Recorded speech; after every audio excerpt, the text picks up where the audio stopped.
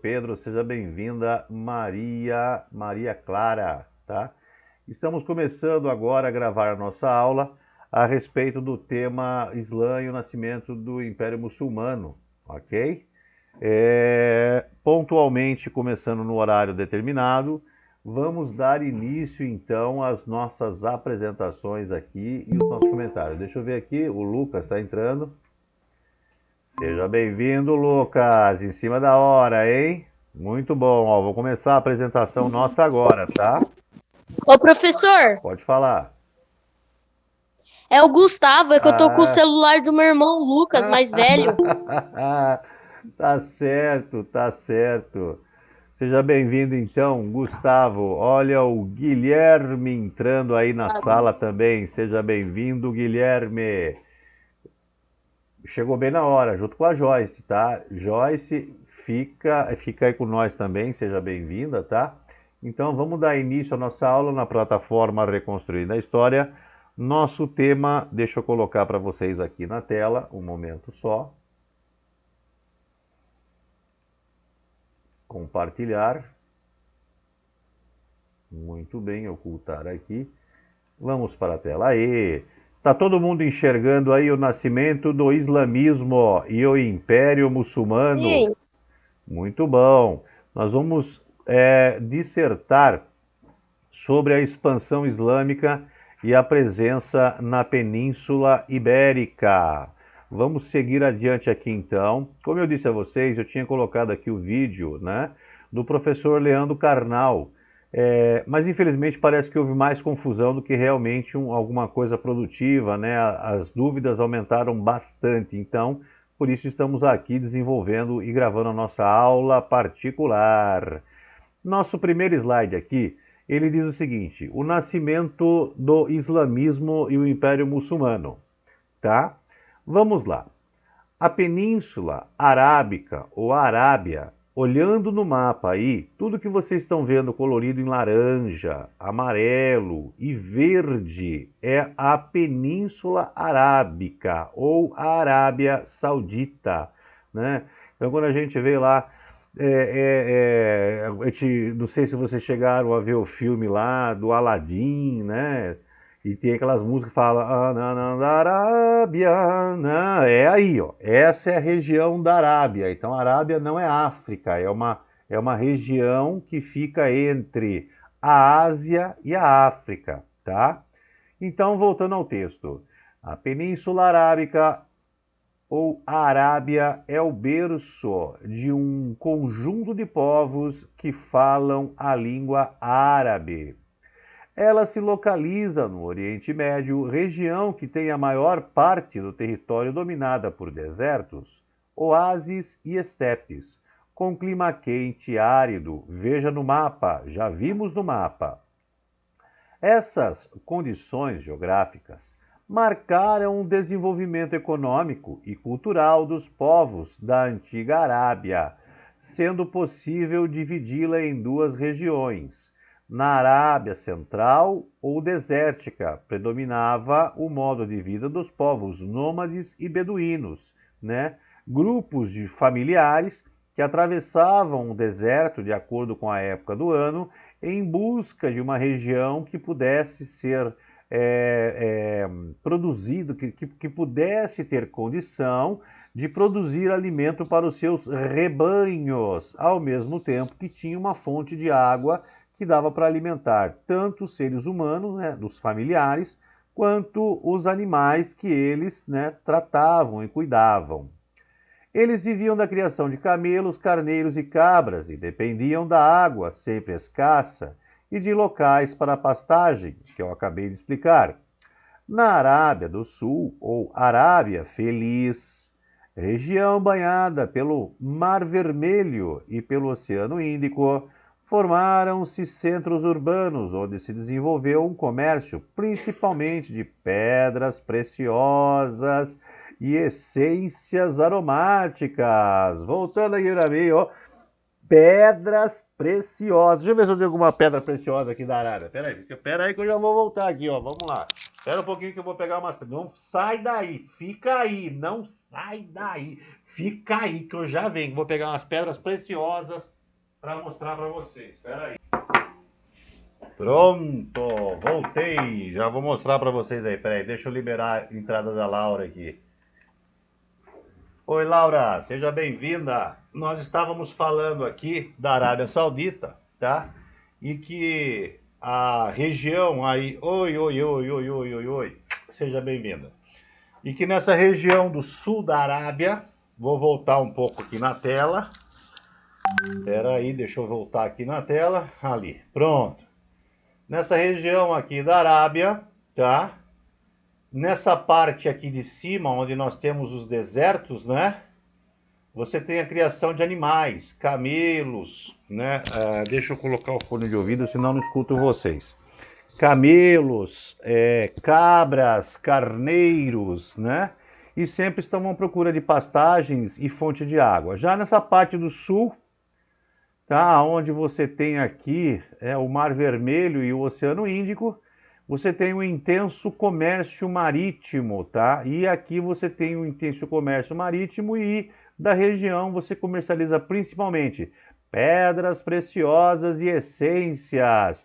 E aí que eu queria mostrar para vocês, olha lá, pedras preciosas, uma pedra preciosa muito apreciada ali, ó, deixa eu ver aqui, peraí, ó, essa pedra aqui, a azurita, colocar perto aqui da câmera para vocês verem, olha lá. A azurita é uma pedra preciosa da região da África e da Arábia Saudita, ok? Essa é a azurita. Temos também daquela região, muito apreciada pelos egípcios, lápis lazuli. Olha aqui para vocês verem, lápis lazuli. Olha como que ela é toda brilhosa, parece um espelho, tá vendo? É uma pedra preciosa. Deixa eu ver aqui quem comentou alguma coisa aqui. Deixa eu ver os comentários. Professor, desculpe se eu sair, é porque o meu celular está descarregando. Não tem problema, Laurinha. Nós estamos gravando a aula, então se você sair, não esqueça depois de assistir lá para você poder ver essas curiosidades aqui que a gente está, no mínimo, mostrando. Ó, esse daqui, ó, ágata de fogo. Ó, ágata de fogo. Ó a cor dela, que linda que ela é, meio alaranjada, né, ó. Ágata de fogo, né, ó. Coisa linda do professor Vanderlei, tá aqui também, aqui. Agora eu vou mostrar para vocês aqui, deixa eu ver, ó, ágata roxa, né, ágata roxa. Espera um pouquinho, aqui, ágata roxa, olha que bonita. Coisa linda, fala a verdade. Agora vamos mostrar aqui uma ágata natural, como ela é retirada da natureza. Olha aí, ó, retirada da natureza. Tá? Deixa eu mostrar mais uma aqui para vocês antes da gente continuar. Olha aqui, ó, essa aqui é a jade. Deixa eu parar de tremer, né? Jade, ela é verde, ela é translúcida, né? Olha que bonita. E agora eu vou mostrar para vocês uma muito preciosa. Não que seja cara, mas é muito difícil de se encontrar. Obsidiana azul, tá vendo? Mais naturalmente encontrada assim, ó. Obsidiana, o normal dela é esse, ó. Preta, tá? Por quê? Porque é um cristal produzido pelas lavas incandescentes de vulcão. Então, normalmente você encontra nesse tom, né, preto. Mas também essa daqui é a mais rara, a obsidiana azul. Você pode ver que ela é azulada, mas é translúcida, tá? E por fim, agora sim, uma pedra encontrada no Brasil, tá? Muito apreciada, né, por todo mundo, ó. Cristal branco, isso é cristal mesmo, é de verdade, ó. Foi retirado, inclusive tem até a sujeirinha da terra aqui, ó. Olha lá, da onde ele foi escavado e tirado, tá vendo? Esse é como ele vem da natureza, é bruto, tá? Então, só para vocês terem aí uma ideia, né? Ó, tem mais um cristal aqui, esse já tá mais limpinho, ó. Ó lá. Que bonito, né? Parece que é uma pedra que tá molhada, fala a verdade. Mas é pedra mesmo, tá sequinha, é pedra, cristal, cristal, cristal. Tá bom? Então, para te dar continuidade, esse era o tipo de comércio principal que tinha nessa região sul da Arábia Saudita. Vamos voltar lá para a atividade para poder dar sequência aí aos estudos, tá? Se alguém tiver alguma dúvida, né, abre o microfone e pergunta, porque não dá para mim ficar vendo o chat toda hora, tá? Então vamos lá. Os povos da Arábia. Os antigos povos da Arábia tinham uma organização social baseada nos laços de parentesco entre tribos de origem semita, que falavam diferentes dialetos árabes. Provavelmente, em razão das dificuldades da sobrevivência no deserto, eles desenvolveram o sentimento de que as necessidades do grupo eram superiores às necessidades do indivíduo. Quando nós falamos de uma tribo semita, é porque é para a gente poder entender também como surge, né, o islamismo. Lembrando que semitas, né, várias tribos da região da Arábia e do Oriente Médio são semitas, inclusive, né, os povos judeus. As famílias, né, que deram origem ao povo judeu é de origem semita, tá? Dessa forma, as relações cotidianas apoiavam-se em um estrito código de ética em que os valores mais importantes eram o orgulho dos ancestrais, a lealdade à família, ao clã e à tribo, a virtude, a coragem, a honra e a generosidade, a proteção ao mais fraco e a hospitalidade. Além disso, deixa eu ver quem é que voltou aqui, deixa eu ver quem está aqui. Permitir aqui a entrada da Beatriz. Oi, Beatriz. Estou voltando lá para o slide, tá, Beatriz? Seja bem-vinda. Voltando aqui, então.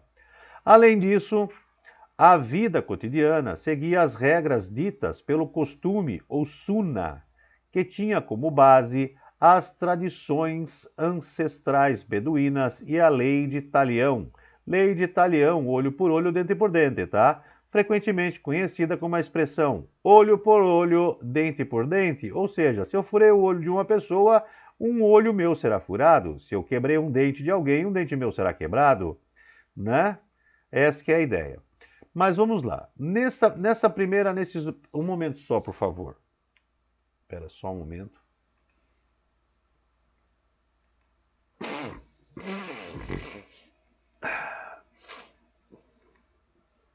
Pronto. Voltando lá. Então, nesses primeiros dois parágrafos aqui, nós temos três palavras que estão grifadas: tribo, clã e suna, tá? O que significa cada uma dessas palavras? Olha, o que é tribo? O conceito da antropologia, que designa um grupo social autônomo que apresenta entre seus membros certa homogeneidade física, linguística, cultural, entre outras coisas, e que significa, por fim, povo. Estava havendo aí uma dúvida, né? Por quê? Porque um dos exercícios que eu coloquei lá, eu coloquei o seguinte, eu coloquei essa explicação e perguntei, o que é isso? É tribo? É clã? É suna? É família? Né?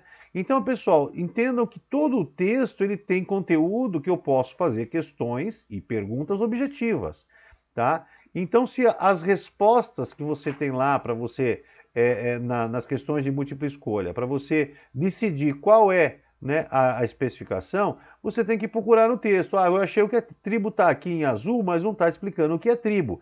Mas tribo está aqui, ó. Aqui está explicando o que é tribo. Né? Se essa especificação é a pergunta da questão, a resposta certa no múltipla escolha será tribo. É a mesma coisa que clã. O que é clã? Grupo de pessoas unidas por laços de parentesco, que acreditam ter um ancestral comum. O que é isso? É clã.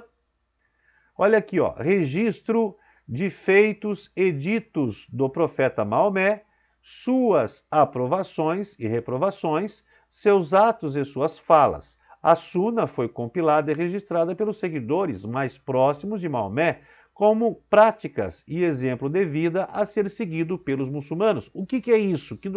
Qual o nome desse documento? É Suna.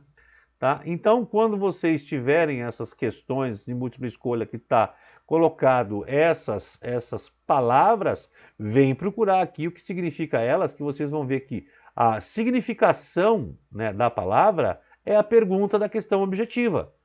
Tá? Para vocês escolherem o que é. O conceito da antropologia que designa um grupo social autônomo. O que é? Tribo, clã ou suna? É tribo. Grupo de pessoas unidas por laços. O que é? Tribo, clã ou suna? É clã. Registro de feitos ditos do profeta Maomé, suas aprovações. O que é? Tribo, clã ou suna? É suna. Tá bom? Espero que vocês tenham captado a dica aí, tá? Pessoal, depois que eu terminar aqui a nossa gravação, eu vou habilitar a atividade número 3 de História para receber mais de uma tentativa de resposta, tá? Quem errou alguma coisa aí por falta dessa explicação que eu estou dando, vai ter a oportunidade de refazer a atividade e poder tirar nota máxima. Tá aí dado a dica para vocês. Continuando a nossa leitura. Os antigos árabes eram politeístas animistas, isto é, acreditavam em diversos deuses e cultuavam elementos da natureza. O panteão religioso era formado por 368 divindades. Cada tribo cultuava um deus particular, o que lhe proporcionava um sentido de coesão e unidade. Mas alguns deuses eram cultuados em toda a Arábia. Todos eles estavam subordinados a um deus superior. Alá, Alá, Alá, meu bom Alá. Além disso, os povos da antiga Arábia acreditavam em criaturas intermediárias entre os homens e as divindades, os tais djinns ou gênios. Eles seriam os responsáveis por doenças, epidemias, loucura, esterilidade e outros males que afligiam a população. Voltando para o professor Vanderlei. Então, antes, né, da expansão da religião islâmica, tá, os árabes eles acreditavam em várias entidades divinas, tá? Todas elas provenientes de um único Deus. Tá? Mas pelo que se tem de pesquisa, né, todos estavam na mesma linha hierárquica, tá? Porque hoje em dia, para você dizer que a religião ela é politeísta, porque tem vários deuses, deixa eu colocar aqui, permitir. Júlia, seja bem-vinda. Estou explicando aqui o contexto da religião politeísta do antigo povo árabe, antes da chegada do islamismo. Então, voltando à explicação. Hoje é muito delicado você falar que o povo da antiguidade era politeísta porque tinha vários deuses. Então você tem que deixar bem claro as situações, né? Porque você pode colocar o seguinte: oi, meu amor, tudo bom? Você pode colocar o seguinte, olha só. Nós acreditamos num único Deus que criou a Terra e todos os seres humanos. Só que esse Deus, ele também criou anjos, arcanjos, serafins, querubins, tem os santos da Igreja Católica, né? Os indivíduos que viraram santos, e todos esses, eles são cultuados pela religião cristã, certo? Pode ser católico, pode ser evangélico. Ah, tá, você é evangélico e você não acredita na Virgem Maria? Ela não é uma entidade divina hoje em dia por ter sido a mãe de Jesus? Não é? Então na Igreja Católica você respeita e você reza para o anjo Miguel, né, abrir seus caminhos e proteger você na sua vida profissional. É uma deidade. Mesmo assim você não se acha politeísta, porque você acredita num único Deus. Né? Mas tem todas as entidades divinas que foi criada por esse Deus para auxiliar no contato, né, no intermediário entre o ser humano e Deus. Tá, aí você vai lá nos egípcios. O Deus, né, que deu origem a todas as coisas é Ra. Embaixo dele ele criou Osíris, Ísis, Nefte, uma série, Bastê, Apophis, Anubis, Tote, ou seja, ele criou toda uma cadeia, né, de divindade, entidades divinas, ou seja, deidades, para que servissem de intermediário entre o Deus Supremo Ra e os seres humanos. E aí existe a polêmica, mas os egípcios eram politeístas? Depende do seu ponto de vista, não é? Ah, mas os cristãos não são politeístas. Não, não, mas então por que, se você acredita só num Deus, por que você acredita no anjo, no arcanjo, no serafim, no querubim? Então é polêmico, né? Mas vamos seguir esse caminho. No caso ali dos povos da Arábia, mesmo tendo um Deus supremo que criou tudo, era colocado tudo no mesmo patamar. Não tinha não, tá Deus aqui, tá os divindades aqui embaixo, não, estava tudo misturado. Então entende-se que aí sim você tem uma religião politeísta. Ah, lá é o chefe de todo mundo, mas tem o Deus X, o Deus Y, esse também aqui é o cara, né? Que nem né? Se você, por exemplo, do lado de lá, você olhar para cá, você vai falar assim, ué, mas eles são monoteístas, acreditam num Deus só, mas a padroeira da cidade de Nossa Senhora Aparecida é a Aparecida do Norte, lá Aparecida, né? Nossa Senhora Aparecida. Né? O Deus Supremo dos Sumérios era Enlil, né? Mas numa cidade de Nippur, a deusa lá, protetora da cidade, era Inanna. Ah, então por isso eles eram politeístas. Mas se a padroeira da cidade de Aparecida do Norte é Nossa Senhora Aparecida e é teu Deus, então também, vocês entenderam a discussão? Isso que eu queria colocar para vocês. Então depende muito do ponto de vista, né?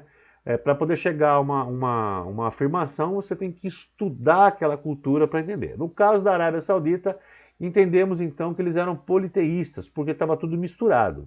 Não tem assim uma hierarquia. Allah criou todo mundo, mas Allah está no meio de todo mundo também, tá? Então aí eles eram politeístas.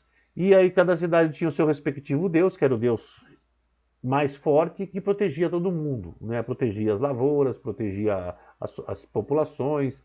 Era para ele que você ia pedir chuva, era para ele que você ia pedir para parar de chover, era para ele que você ia pedir favores para que você se beneficiasse na sua vida profissional e assim por diante. Com o tempo isso vai mudar, mas até o momento, até a chegada, né, das ideias, né, de um determinado profeta, é assim que vive a Arábia Saudita. Se não tiver nenhuma dúvida, vamos para o próximo slide. Se tem alguma dúvida, abre o microfone e fala aí enquanto eu vou mudando a tela.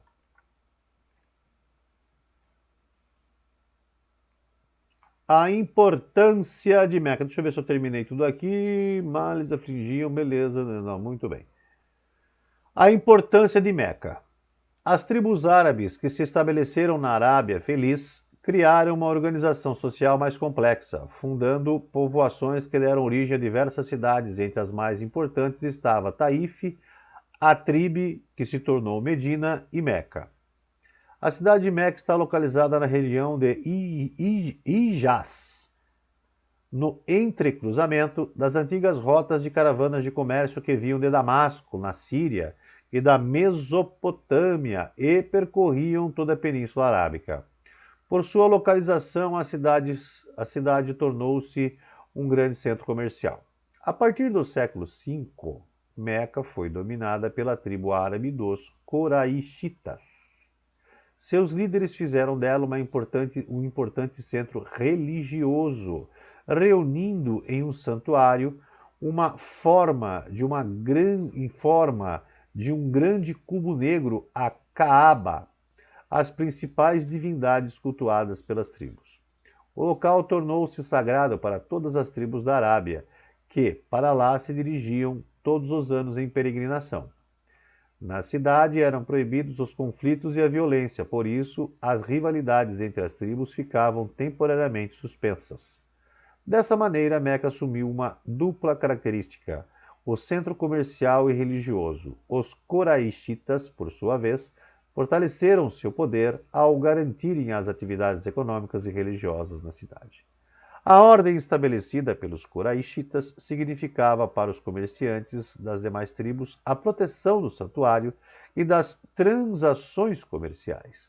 Foi nesse contexto que surgiu Maomé, ou mais conhecido naquela época como Muhammad, e suas pregações, que daria origem a uma nova religião, o Islã, né? Ou Islã ou islamismo. Essa foto que vocês estão vendo aqui do lado, ó, esse quadrado aqui, essa construção cúbica, né? É a tal da Kaaba, tá? Então, todo esse monte de gente aqui, eles vão andando em volta da Kaaba, né, e vão tentando se aproximar dela para encostar a mão, né, numa de suas paredes. Então, o cidadão entra por aqui nessa multidão de gente, vai rodando, rodando, rodando, rodando, rodando, rodando, até que ele consegue chegar aqui, toca na Kaaba e vai rodando, rodando, rodando, rodando, rodando, rodando, até que ele vem aqui nessa região e sai fora do templo onde está a Kaaba, tá? É uma loucura, é uma loucura. Pessoal, só para dar continuidade aqui, para a gente dar, já vou voltar para vocês. Maomé e o surgimento do Islã, né? Então, Maomé nasceu na cidade de Meca por volta de 570 depois de Cristo. Pertencia a uma família do clã Hashemita, um ramo menos poderoso das tribos dos Quraishitas. Perdeu sua mãe aos 7 anos e foi adotado por uma família de comerciantes. Desde jovem acompanhava seu irmão adotivo em caravanas comerciais pela região, até se tornar um mercador. É possível que nessas viagens Maomé tenha entrado em contato com o judaísmo, o cristianismo e as crenças politeístas da Arábia. Isso é uma informação importante, tá? Vou voltar a ler essa frase. É possível que nessas viagens Maomé tenha entrado em contato com o judaísmo, o cristianismo e as crenças politeístas da Arábia, tá? Vamos deixar isso gravado na memória. Segundo a tradição islâmica, em 610, aos 40 anos de idade, Maomé teve sua primeira revelação divina na caverna de Hira, próximo a Meca. Enquanto meditava, o anjo Gabriel lhe apareceu e anunciou: Maomé, Maomé, tu és o profeta de Deus, e sua missão é pregar a fé em um único Deus. Maomé, Maomé. Ficou claro para vocês o que o anjo Gabriel falou para eles? Quero ouvir a voz de vocês agora. A minha vocês já escutaram. Ficou claro aí, Guilherme?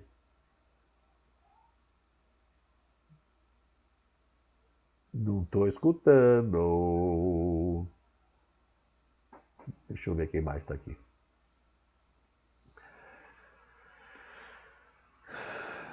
Bia, Guilherme, Joyce, Júlia, Laura, Lucas, Maria e Pedro. Lucas não, Lucas é o Gustavo e o Gui é o Guilherme. Espero que todo mundo esteja me escutando, né? Porque ninguém fala nada, mas beleza então, vamos lá. Vamos continuar.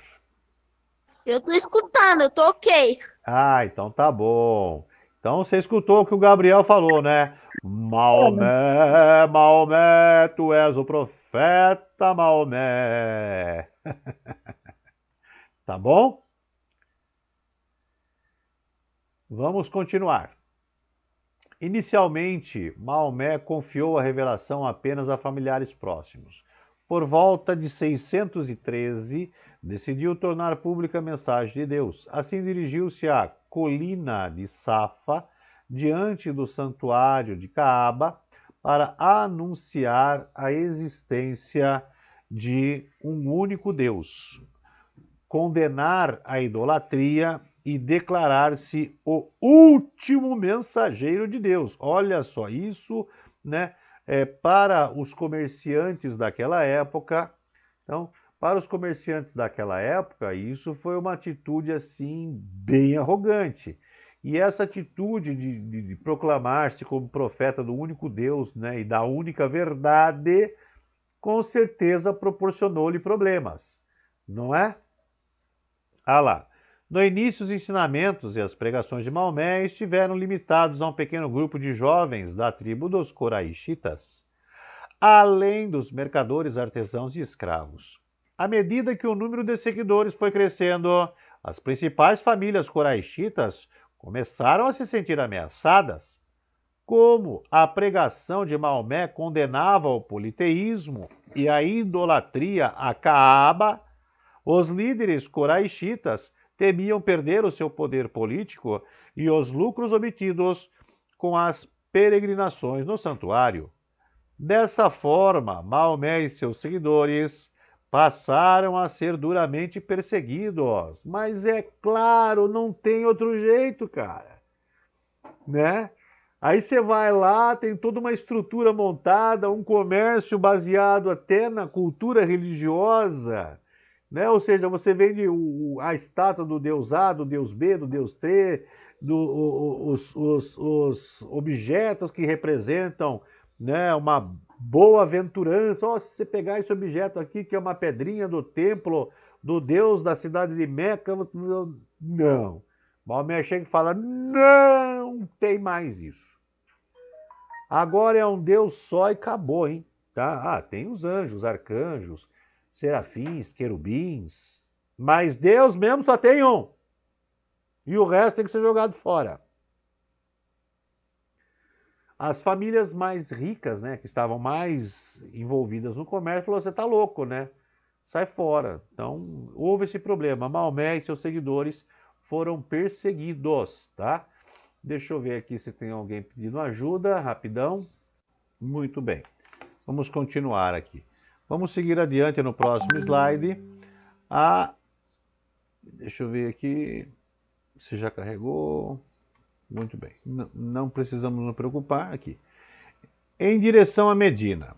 Em 622, Maomé decidiu migrar para Atribe, mais tarde conhecida como Medina, a cidade do profeta. Esse episódio, conhecido como Égira, inaugurou uma nova fase da aceitação do Islã como religião única na Península Arábica e de sua expansão, principalmente por meio do jihad. Por sua importância para o Islã, a Égira foi adotada como o ano 1 do calendário muçulmano. Então, no calendário cristão, né, nós entendemos que o ano 1, o ano Domini, né, aconteceu há 622 anos antes do ano 1 do calendário muçulmano. Ou seja, em 622 depois de Cristo, o calendário muçulmano coloca ano 1. Tá? Então, para eles é assim que começa o ano. Os coraixitas cederam às pregações de Maomé ao perceberem que a aceitação da nova crença poderia ser positiva para a manutenção de seu poder e seus negócios. Nesse contexto, estabeleceu-se em Medina uma nova ordem social e política com a formação da comunidade islâmica e Umar. Meca preservou sua importância econômica e religiosa. Agora, como centro de peregrinação, a nova fé. A Caaba continuou sendo um templo sagrado, porém com outro significado. A tradição muçulmana, esse grande cubo negro teria sido construído por Adão, destruído pelo dilúvio e reconstruído por Abraão, seu filho Ismael. Em Meca, Maomé também anunciou os fundamentos da fé islâmica, a unidade de Deus, a crença na ressurreição e no dia do juízo final, as orações e as purificações da alma. Na cidade de Medina, o profeta estabeleceu a oração sagrada na sexta-feira e determinou que ela deveria ser feita com o fiel voltado em direção a Meca. Os ensinamentos transmitidos por Alá a Maomé foram reunidos após a morte do profeta em 632 d.C. em um livro sagrado chamado Alcorão. Então vamos lá, pessoal. Agora que é importante. Lembra que eu falei para vocês gravarem na memória? Olha, o Maomé era filho de mercador e como mercador ele viajava pelo mundo. O mundo conhecido naquela época, inclusive o Oriente Médio. E nessas viagens teve contato com o judaísmo, com o cristianismo, certo?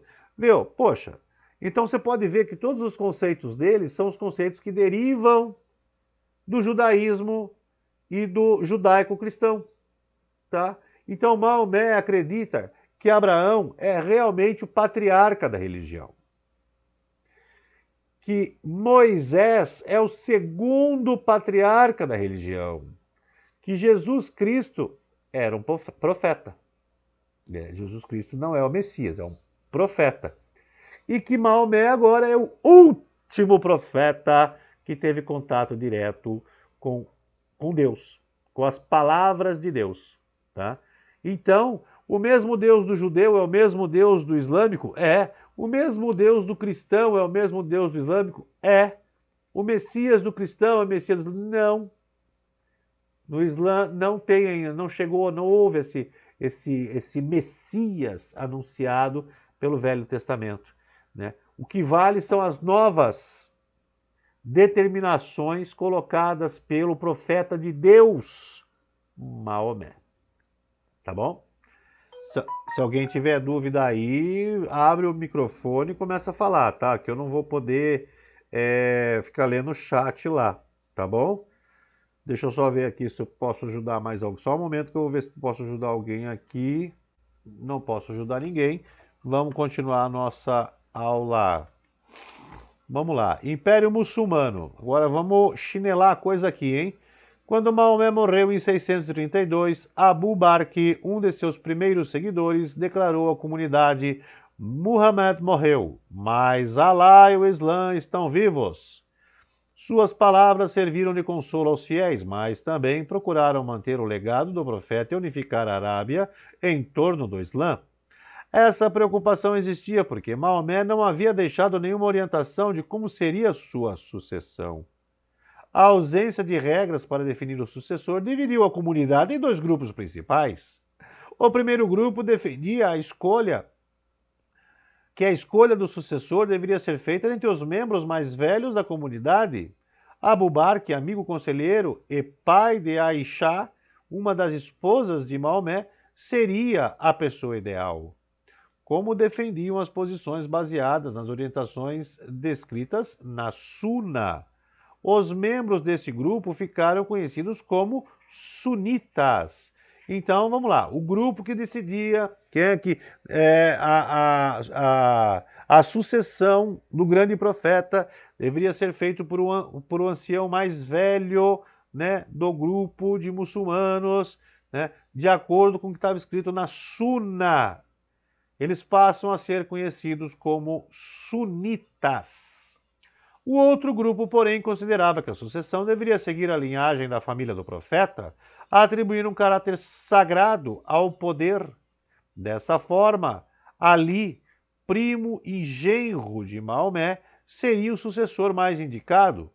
Os membros desse grupo ficaram conhecidos como xiitas, do árabe, que significa partidários de Ali. Venceu o grupo de Abu Bakr, que se tornou o primeiro califa, né? Califa significa sucessor. Sucessor de quem? De Maomé. As disputas sucessórias provocaram a cisão do Islã entre xiitas e sunitas, e a rivalidade entre eles se mantém ainda hoje. Atualmente, os sunitas são a maioria, representando de 80% a 90% da população islâmica, e os xiitas, divididos em vários ramos, representam a maioria dos muçulmanos do Irã e do Azerbaijão, além de representarem entre metade e 2/3 dos fiéis do Islã no Iraque, no Bahrein e no Iêmen. Então, voltando para o professor Vanderlei, do mesmo jeito que no cristianismo teve uma cisão, né, os cristãos, né, da Europa Ocidental são cristãos católicos e os cristãos do Oriente Médio são os cristãos ortodoxos, houve uma cisão também no islamismo, né? Os sunitas, que seguem os desígnios escritos na Sunna, que foi escrita no período em que Maomé era vivo, e os xiitas, partidários de Ali, que aceitavam a ideia de que a sucessão de Maomé tinha que ser por parentesco, né? O parentesco mais próximo tinha que assumir essa posição sagrada, tá bom? Voltando aqui para vocês, se tiver alguma dúvida, abre o microfone aí, pessoal. Continuando aqui, os califados e a expansão da conquista. Mesmo após a morte de Maomé, o Islã continuou se expandindo. Diversos fatores contribuíram para isso, como a manutenção da unidade espiritual e política iniciada por Maomé, a busca de novas terras para o cultivo e a fraca resistência de alguns povos que, enfraquecidos por guerras e perseguições religiosas, aceitavam mais facilmente o Islã, e as vantagens oferecidas pelos conquistadores aos convertidos, como isenção ou redução de impostos. O califa Abu Bakr foi responsável por consolidar o controle da Península Arábica e recuperar para o Islã a fidelidade daqueles que haviam renegado a nova crença após a morte de Maomé. Omar, sucessor de Abu Bakr, incorporou a Síria, a Mesopotâmia, a Palestina e o Egito. A dinastia dos Omíadas, que escolheu como capital a cidade de Damasco, na Síria, expandiu o Islã em direção à Pérsia e o Afeganistão, ao norte da África e a Península Ibérica. A dinastia dos Abássidas, com sede em Bagdá, marcou o auge da produção científica e cultural islâmica. Quando a dinastia Abássida sucedeu a Omíada, Abderramão, ou Abd al-Rahman, estabeleceu na Península Ibérica o Emirado de Córdoba, um governo independente do Império Islâmico, embora reconhecesse a autoridade religiosa dos Abássidas. Em 929, Abd ar-Rahman III, oitavo emir de Córdoba, autoproclamou-se califa, rompendo com a autoridade dos califas abássidas. O califado de Córdoba marcou uma era de grande florescimento cultural, convivência e tolerância religiosa. Foi permitido, por exemplo, que a população local mantivesse suas tradições cristãs e judaicas, desde que pagassem um imposto especial. Olhando no mapa aqui, ó, aqui é a Península Ibérica, Espanha e Portugal. Essa região aqui da África, tá? Essa parte aqui é o Egito, aqui é a Península Arábica e o Oriente Médio. Então essa região é a região que foi dominada pelo Império Muçulmano. Voltando aqui para mim. Então vamos lá. O Império Muçulmano conquistou o que hoje conhecemos como Espanha e Portugal, sim, 710 depois de Cristo, né? Um rei visigodo, né, muito ambicioso, permitiu a entrada dos árabes pelo Estreito de Gibraltar e em 10 anos os árabes conquistaram toda a Península Ibérica. Tá? Com o passar dos anos e dos séculos, houve aí uma tentativa, né, de reconquista dos cristãos a partir do norte da Espanha, uma região chamada Astúrias, e ela se expandiu ela perdurou essa reconquista até 1492, tá? Quando o último bolsão do Império Muçulmano, né, em Granada, foi vencido e os muçulmanos expulsos da Península Ibérica. Tá? Mas foram mais de 700 anos de domínio muçulmano, domínio islâmico na Península Ibérica, que hoje é Espanha e Portugal. Sem dúvida nenhuma, voltando aqui para o slide, deixa eu ver como nós estamos aqui, vamos agilizar, senão daqui a pouco nós vamos perder o nosso horário, né? Nós temos ainda mais um tempinho, vamos lá. A expansão turco-otomana. A queda da dinastia Abássida em meados do século XIII marcou o declínio do Império Muçulmano sob o comando dos árabes e o início de uma nova fase, o turco-otomano. Os turcos eram povos nômades e oriundos da Ásia Central, que ao entrar em contato com mercadores e missionários árabes muçulmanos, converteram-se gradualmente ao Islã. A expansão turca recebeu grande impulso com o início da dinastia otomana, que teria sido fundada no século XI pelo guerreiro Otomã I. A partir de então, o Império Turco-Otomano, na maioria sunita, expandiu e unificou o mundo muçulmano em torno de um grande Estado Islâmico. Sob o governo de um sultão, uma espécie de monarca absoluto, a dinastia otomana promoveu a prosperidade econômica do império e reflorescimento das ciências e da cultura muçulmana, atingindo o apogeu no século XVI. Além de controlar e manter sob seu domínio todas as conquistas árabes da Península Arábica, na Mesopotâmia, no Líbano, na Síria, na Palestina e na África, os turcos otomanos incorporaram definitivamente aos seus domínios a Pérsia e o Afeganistão e conquistaram as regiões da Ásia Central, Azerbaijão, Cazaquistão, Quirguistão, Tajiquistão, Turcomenistão, Uzbequistão e todos os tão da vida. Expandindo o islamismo entre esses povos, como também na região da Armênia, da Grécia e do Chipre. Outra importante expansão em direção ao leste europeu, o que implicava a presença atual de muçulmanos na Albânia, na Bósnia, Croácia, Macedônia, em Montenegro e na Sérvia. Então os muçulmanos, conforme vocês podem ver no mapa aí, buscaram expandir cada vez mais o seu domínio, chegando ao leste europeu, muito próximo da Europa Central. Então era constante o acesso a essas terras europeias aí, né, tanto almejadas pelo Império Muçulmano. Pessoal, qualquer dúvida, por favor, abra o microfone e chama o professor, hein? A importância do comércio e do Império Muçulmano. A importância do comércio no Império Muçulmano, posição geográfica do Império Muçulmano entre o Oriente e o Ocidente, favoreceu o surgimento de um rico comércio, essencialmente para o desenvolvimento econômico da região. Inicialmente, as rotas de comércio utilizadas pelos árabes eram terrestres, grandes caravanas de comerciantes, reunindo até 6.000 camelos, percorriam os extensos desertos do Império, como o Saara e o da Arábia Saudita.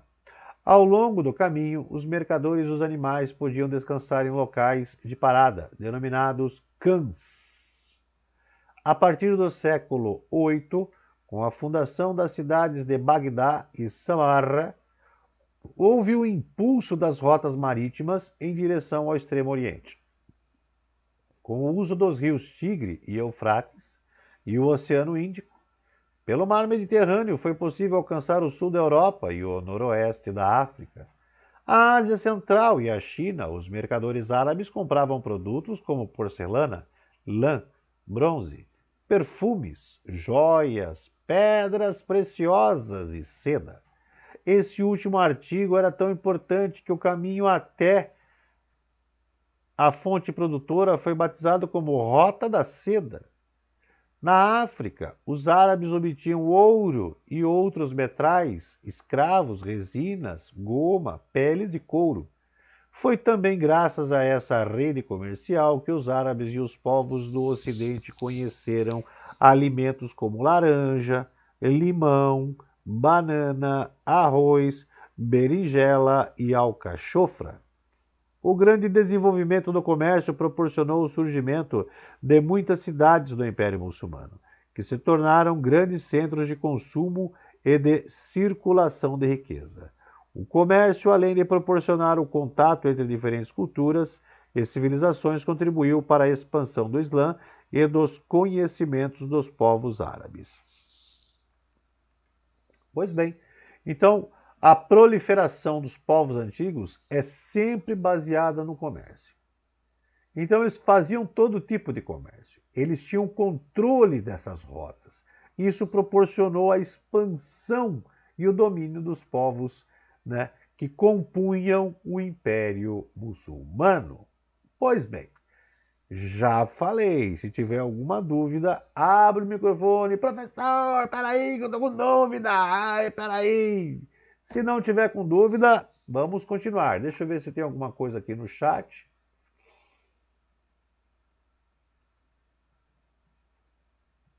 Muito bem. Voltando para a apresentação, darmos o nosso finalmente aqui, deixa eu ver. Muito bem, finalmente da nossa apresentação. Cultura e ciência no mundo muçulmano. O mundo árabe e islâmico produziu importante estudo, reflexões e descobertas em diversas áreas do conhecimento. Ao expandir o Islã e as atividades comerciais, os árabes entraram em contato com muitas culturas, o que lhes permitiu conhecer invenções e inovações tecnológicas de outros povos, como a bússola, o astrolábio e o papel chinês, bem como textos de antigos pensadores gregos, persas e indianos.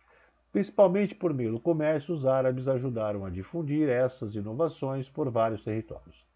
Ao fazer isso, eles também se ampararam nos preceitos do Alcorão, que incentivavam a busca do conhecimento e do aprendizado com os povos não muçulmanos. O próprio livro sagrado era veículo de estudo e de conhecimento, assim como base de alfabetização de boa parte da população. Nesse sentido, o estudo do Alcorão permitiu desenvolver a tecnologia, a filosofia, o direito, a gramática, a história, destacando-se entre os principais pensadores muçulmanos o filósofo de origem turca Abu al-Faribi e o historiador árabe Ibn Khaldun. A valorização do conhecimento possibilitou que os árabes se destacassem em diversos campos da ciência, como a matemática, a química e a medicina. Na matemática, por exemplo, eles aprimoraram e difundiram a criação hindu fundamental dos dias de hoje, os símbolos de 0 a 9, os conhecidos como algarismos indo-arábicos. Desenvolveram também a álgebra, a trigonometria e o uso da letra X para representar uma incógnita e a classificação de equações de segundo grau. Ora. Então, nós vemos aqui a importância, né, do quê? Da comunicação com outros povos. E do que mais? Do transporte dessa comunicação, do compartilhamento dessa comunicação tecnológica com o resto do mundo, né? Então, temos situações que foram difíceis em relação a essa expansão muçulmana, temos, mas também temos benefícios em relação a isso, tá bom? Pessoal, essa atividade ela finalizou aqui. Quero saber se alguém tem alguma dúvida aí. Deixa eu perguntar, deixa eu voltar aqui, ó.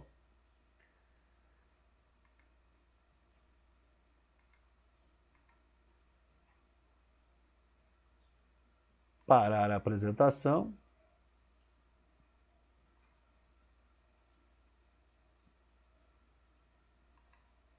Parar a apresentação. Deixa eu ver se vai parar. Parou a apresentação. Então, todos nós que estamos aqui na salinha, né, se não tem nenhuma dúvida, nada,